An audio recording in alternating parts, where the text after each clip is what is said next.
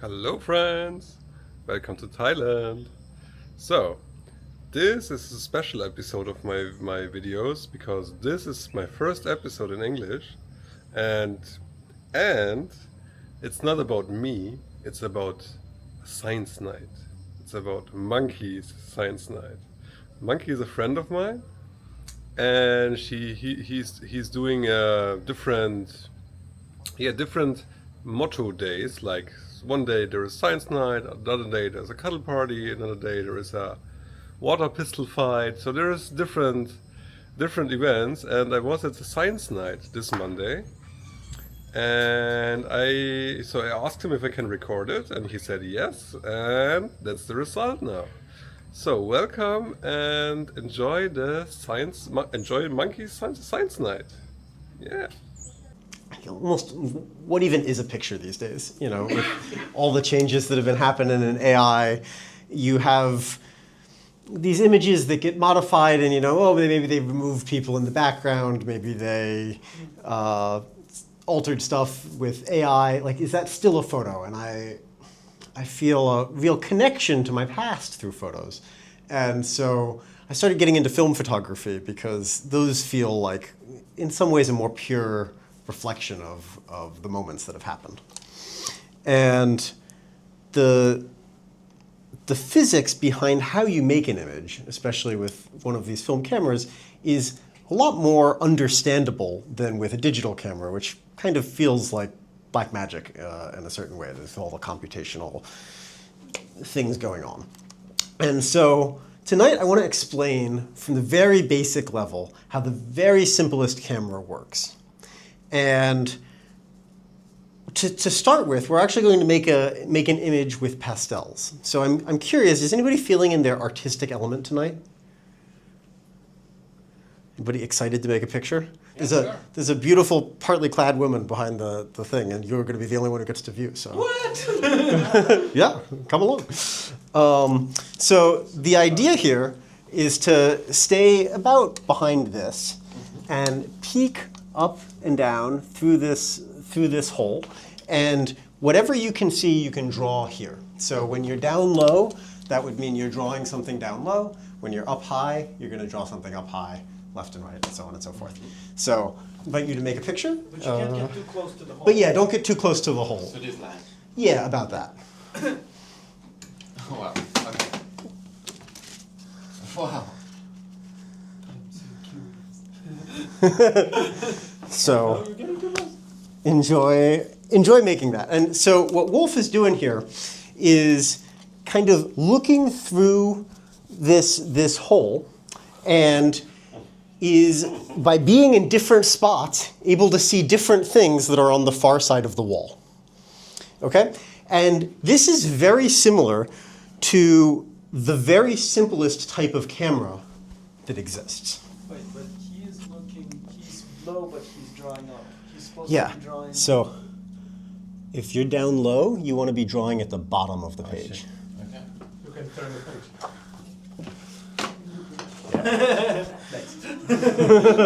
Way too cheap. Oh, God. So Wolf is only able to see a tiny little aspect of the image on the far side at any given time. And he's kind of moving around in order to catch every different point and recreate it here. And this was actually, in a sense, the very first camera we had. It was called a camera obscura, and it was just a room, right? It was an entirely dark room with a little hole in the wall.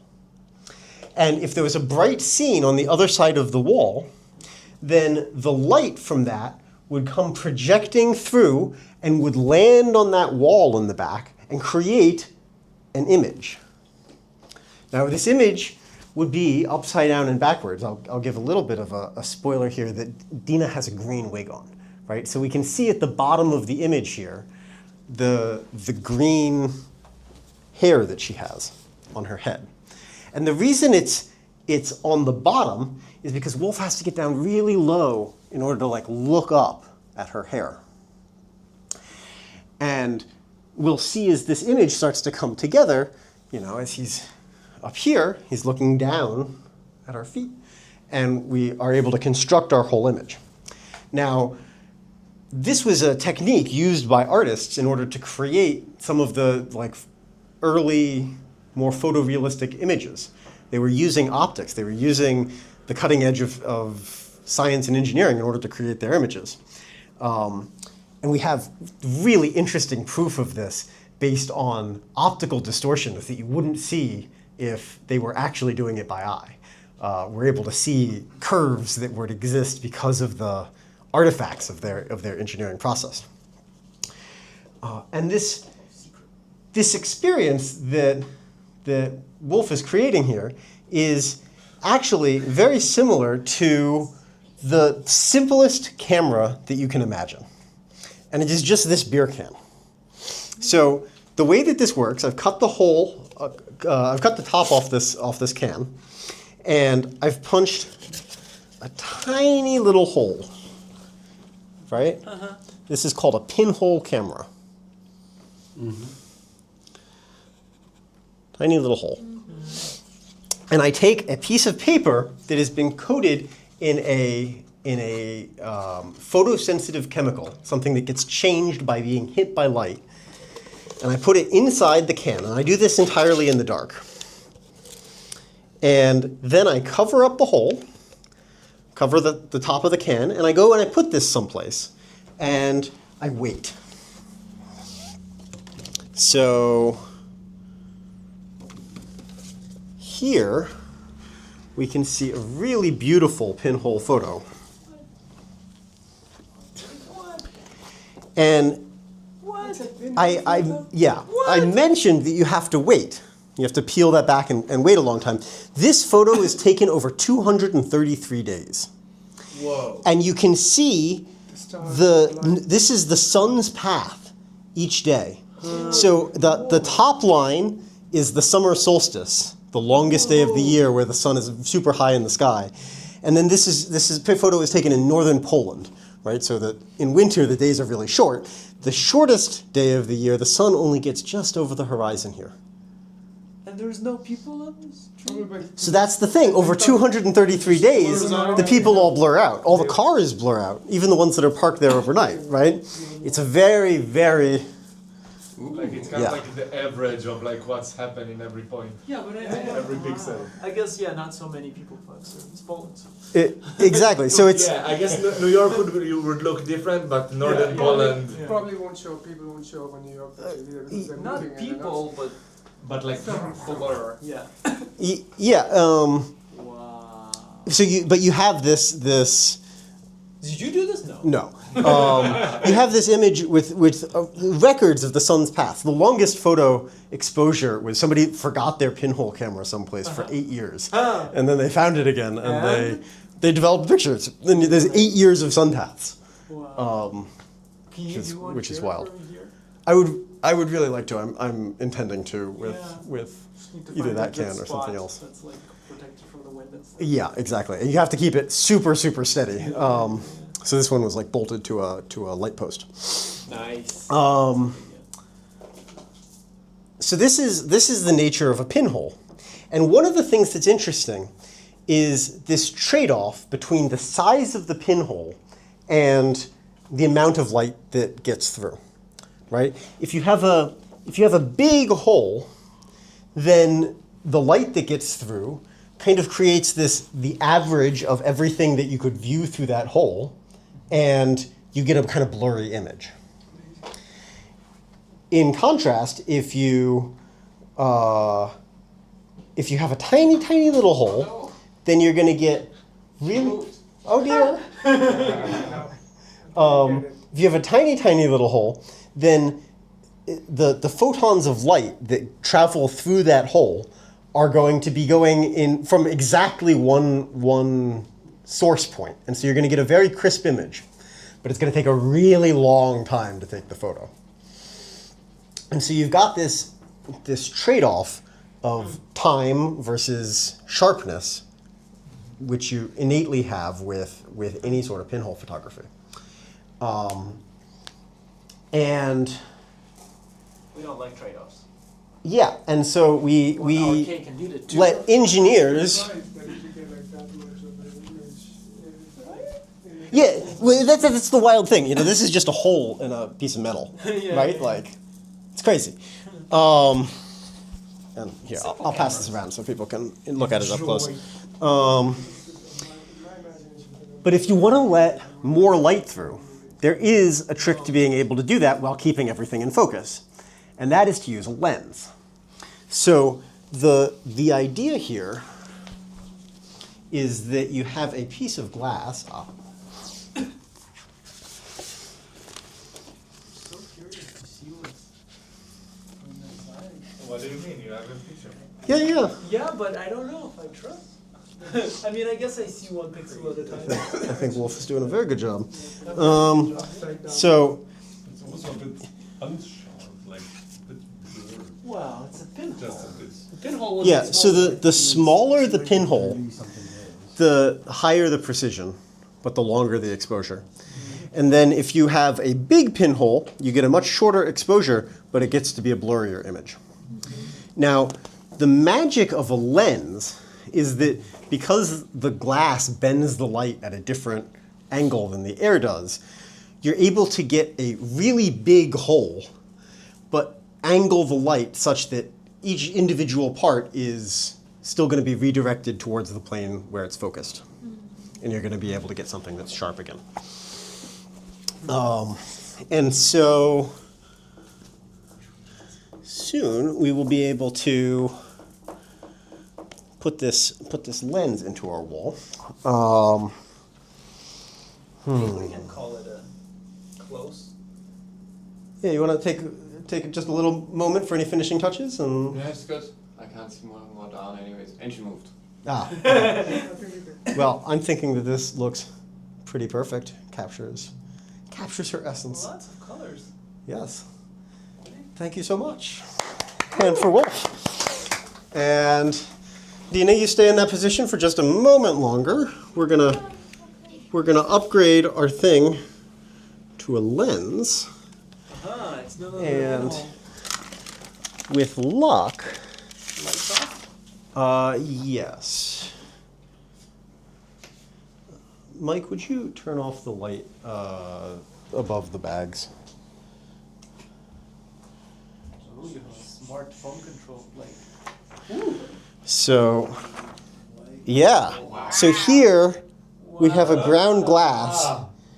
Where's the light? It's right above the bags under the router.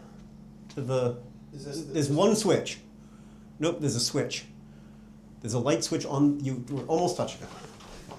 Nice. Perfect. Thank you, love. What else? Oh, that's So here, Whoa. right, we can see That's a very good. Dina. That is Perfect. so cool. Huh. And it's actually interesting that because the plane of focus is actually kind of spherical in this case, that we can focus on her midsection right here, or we can focus on her face, which is up here. But we can't focus on them both at the same time because of the way the distances work. But we can also see what a good job Wolf has done. We've got the gold band and the red band, got the green hair, and we even have the fishnets. Would we see anything if you remove the lens? Well, so if we remove the lens, we're going to get something really, really blurry. But if you take the pinhole, But yeah, if we take the pinhole, we're going to get something sharp, slightly less blurry, but very dim. but very, very dim. And that Um, if we had a super tiny little pinhole and our eyes were super sensitive to light, then we'd be able to see it. But this is Like why, a stadium lighting inside there. yeah. Yeah. yeah. But the lens helps a lot to create a nice sharp image. That's great. That is really cool. It's a regular piece of paper, right? Yeah, this is a regular piece of paper. I have not actually done this at night before. I am really pleased with how this came out. Wow, that's Yeah. so Shockingly impressive. I feel like you need to take a photo of this, like of this. Oh, yeah. picture, of this moment. Wow, all at the same time. Actually, can somebody hold this in where it's super sharp, and then I can focus on taking the picture. Dina, you need to be on this side. I know, I cannot be on. Okay, great. So, a round of applause for Dina for being our fantastic model. And you are welcome to come back out whenever you're ready. And could you turn off those two lights before you come? She's been standing in front of really bright lights because that is the only way to get the effect working. Whoa. We appreciate your sacrifice, Dina. Okay, so we can just leave this here. Thank you, Vinny. So this is our very, very basic camera. And really all film cameras operate on the same way, except instead of holding a piece of paper here, you instead have a piece of paper or film that is coated in a light-sensitive medium, right? And this is almost always some sort of silver halide. It's a chemical that when a photon of light hits it can be transmuted into elemental silver, metallic silver. And when it does this, it is possible that only a handful of photons, like 1, 2, 3, 4 photons, will hit a grain of the film emulsion and translate it into being this metallic silver. And that is the magic behind how you're able to make a printed image work.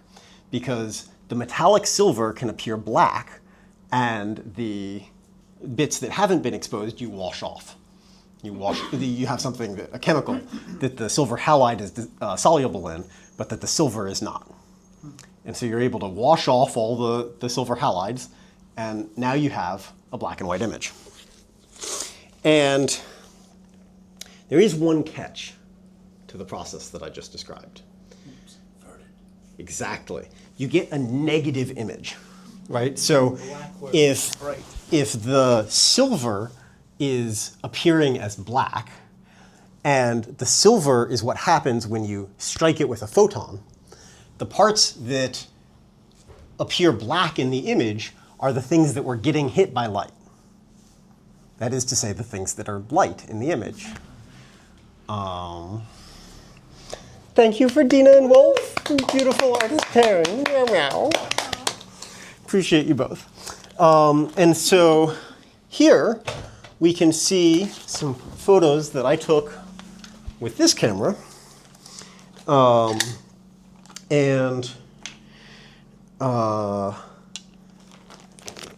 This is a paper negative of the view out from my bedroom. And you're welcome to look at, pass this along and view all those. I also invite you. That is so hard to understand with the inversion. Yeah. I mean, you're going to have a much easier time looking at the paper one.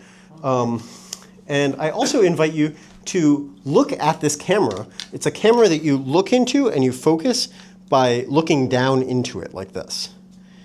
And one of the things that's really interesting is that the image in it is flipped left and right. It's kind of like a mirror. And I'll pass this around. The dial on the left here is how you focus. Okay. Don't touch anything else, please.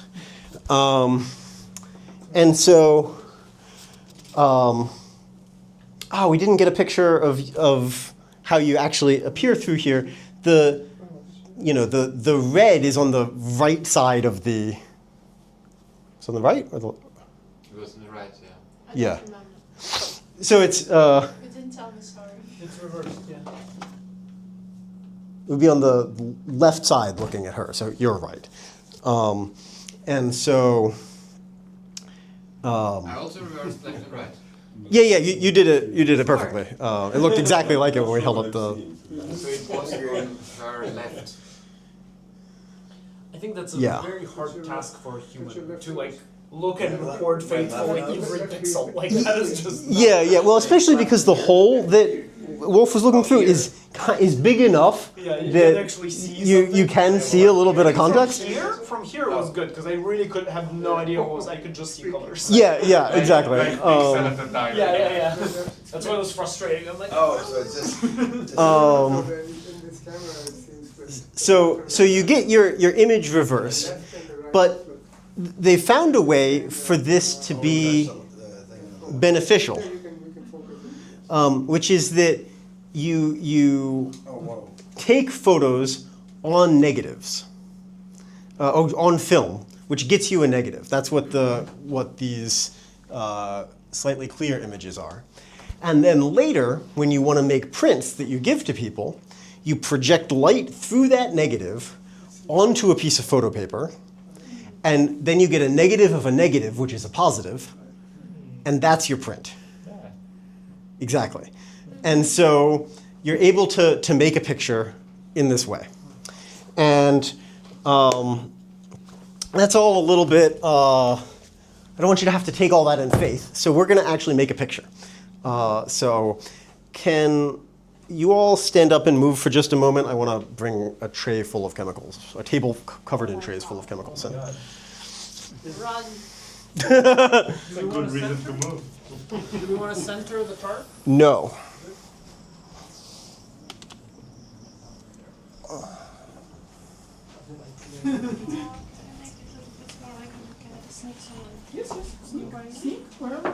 What's doing Never tried it, but Left is focus. this? That is focus. Yes.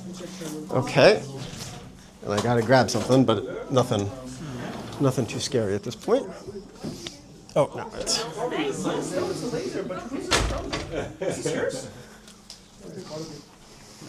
It's not mine. I think it's Roman's. Are you gonna show it to us too? Yeah, maybe. Okay. So, not prepared to the long speech. We don't have time for long speeches anymore, but fun things is great. Oh my god. Oh, I can smell okay. the chemicals. So one of the cool things, I totally jumped the gun with the lights. Hold on. So one of the cool things is we were talking earlier about wavelengths. I'm going to turn the white light on for just a second. We were talking about wavelengths earlier. Welcome, welcome. Hey. So different photochemistries are sensitive to different wavelengths of light. Okay?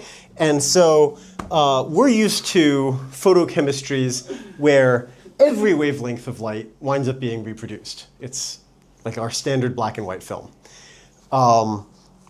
But that wasn't always the case. With old film stocks, only like the ultraviolets and the purples and blue colors would actually be what it's sensitive to. So if you like look at this picture here, this is like a modern color reproduction. And then this is a wet plate daguerreotype. This is like the earliest type of photography that we developed. And you can see some really confusing things. So like this yellow pepper right here is almost black, right?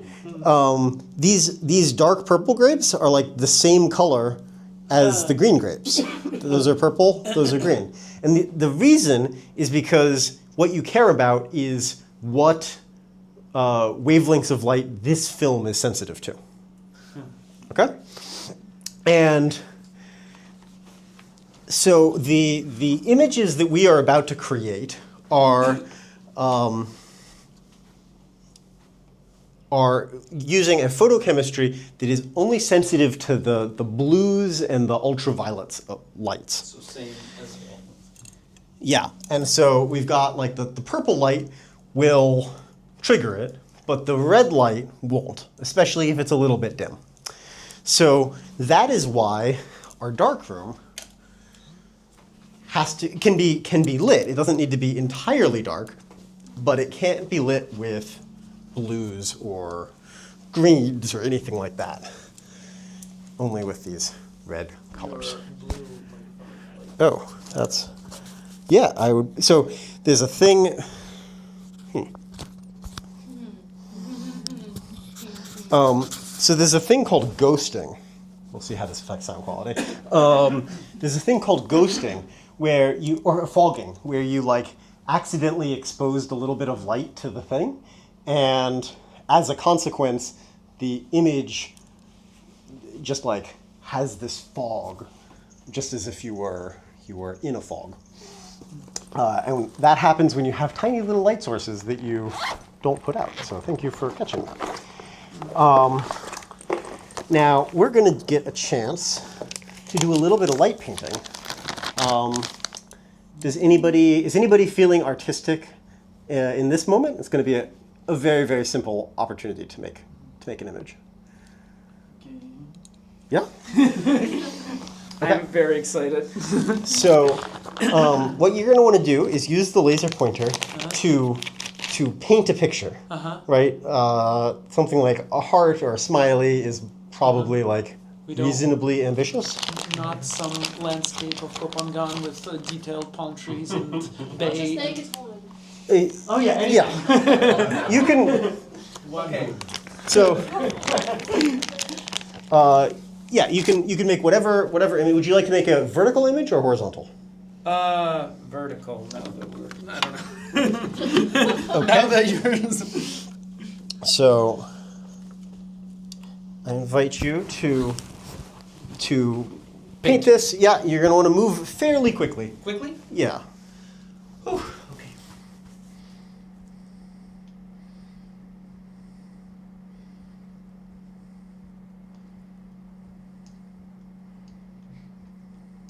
Yeah. I forget where the smile should be. It has no eyes. Have you finished your masterpiece? I'll try the. Oh no, I can see it. I tried 2 eyes. Okay. It might be a snowman, but Beautiful. Well, Koh Phangan needs might be a naked snowman with boobs. Oh, that's fascinating that you can see this. I've heard of such. Is it because they held too long? Well, there's no instructions on how you're supposed to paint with a laser pointer directly onto this. That somehow is not out in the scope of the design. We're supposed to see the picture at this moment? So yeah, normally you cannot see an image that has been exposed, Maybe it's overexposed. but we can. So there's And that eye looks scary. there's something, I forget what it's called, where if you super expose an image, Overexposed? yeah, like way overexposed, Yeah, Um, I couldn't do it. then you can actually get it to show up in the reverse. So sometimes like the sun will appear black as a consequence of this. Yeah. It's like well, let's find out what happens when we throw this in here. Should we have another person do another one, or is it? It's Well, let's develop this one first. Oh, I need tongs. Just 1 second. Do the reflection from the water wave onto that thing. Oh, that would be cool.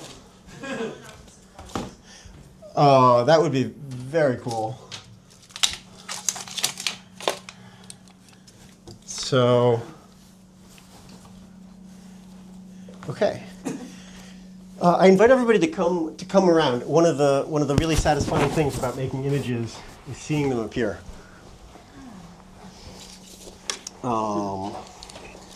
So, okay. So here we'll take our image, and we're going to slide it into the developer, and we're going to be able to see the image as it starts to appear. It's a snowman And we're going to pull it out because. with nipples. So there's 3 different chemicals that we have here. The first one is called developer. And remember I said that there's these like crystals that have been struck by even just a few photons of light.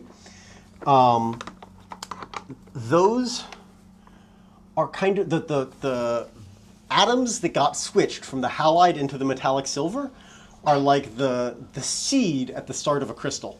You know how like an oyster needs a little bit of dirt in order to grow around? It's exactly the same mechanic. Those individual atoms form the basis for the crystal that forms and that the developer creates. So we're gonna, the little tiny dark spots then grow to be the size of the entire crystal. Then this is just vinegar. This stops the reaction.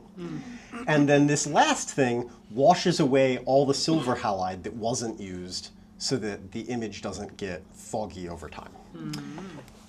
So we're gonna put this into some water, or first I'll show everyone Pasha's beautiful piece of artwork. It's a very good one, kind of. Lovely job. You don't see it? And we'll put this in the sink. Maybe you didn't see enough naked women, so I would have the reference.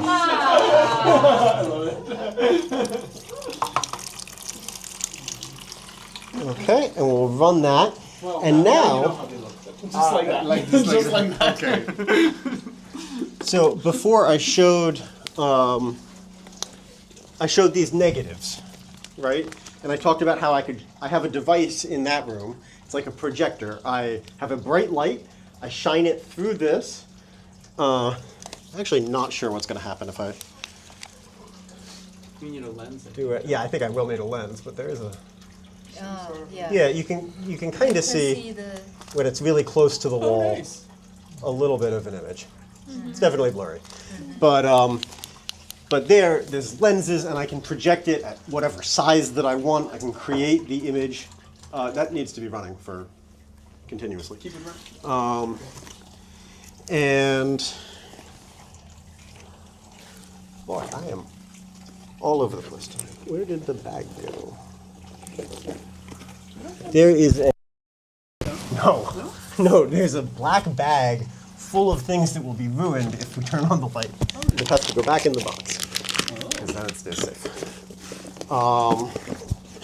So I took an image that I photographed a couple months ago, and I have printed it. I put the negative into the enlarger, I shined the light through it, I exposed it, but I haven't put it in the developer yet. I did this afternoon.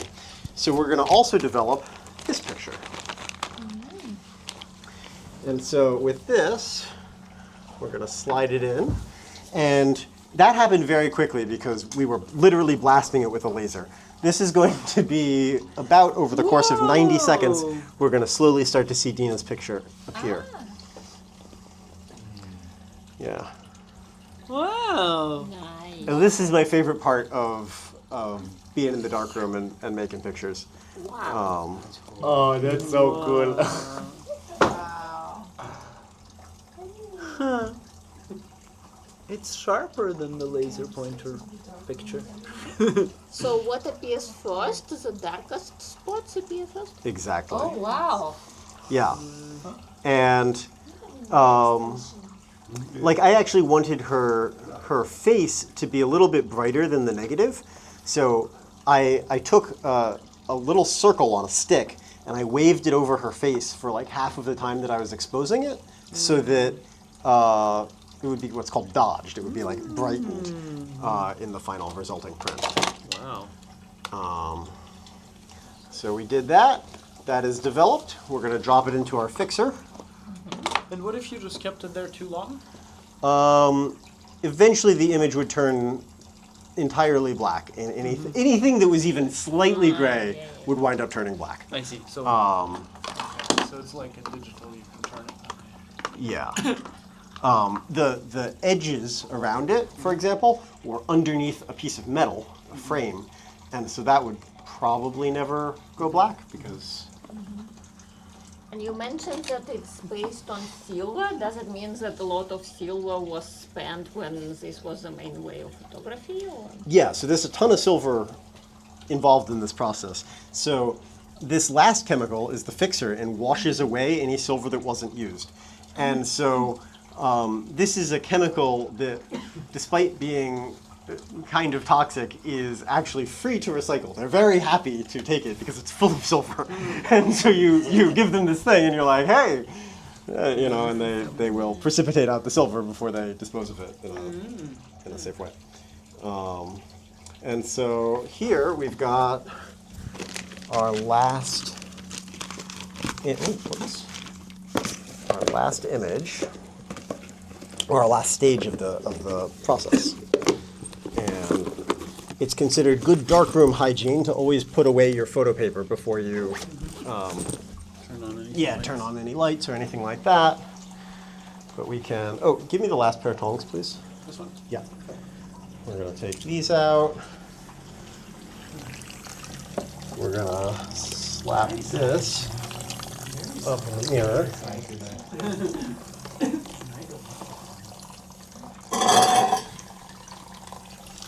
And we drop this into here. And that is the process of making a film photo. So, yeah, thank you all for joining me for a very merry science night. A little bit of engineering tonight. And we can now turn the lights back on. And Should we turn that one? whoops. Should we do the sodium light? Yeah, we can do Not necessary, but yeah. we can do the sodium light, and we can also see this is our finalized print. Ooh. Wow. So it came out nicely. Wow. And the face is brighter than it was in Taken? Even kind of barely. Yeah, so I can yes, you're gonna have to take my word for it. And somewhere I have a picture where I didn't make the adjustment. I'll see if I can dig it up. Nice. But Cool. yeah. So this is a little journey into this. My intention is to kind of do a series at Science Nights about photography. Next time I'll probably talk a little bit more about lenses and like the actual way that light and optics work. Whereas tonight it was just the simplest version of the simplest camera, but really grateful and woo, yeah. Love you all. Thank you for enjoying science. You're welcome to keep hanging out here. We're gonna kind of transition to like quiet cuddle puddle energy. So, yeah, give us a few minutes to tidy up, but start motion. Well, I don't need you telling me to start motion. You're way ahead of me. Anyway, love you all. Yeah.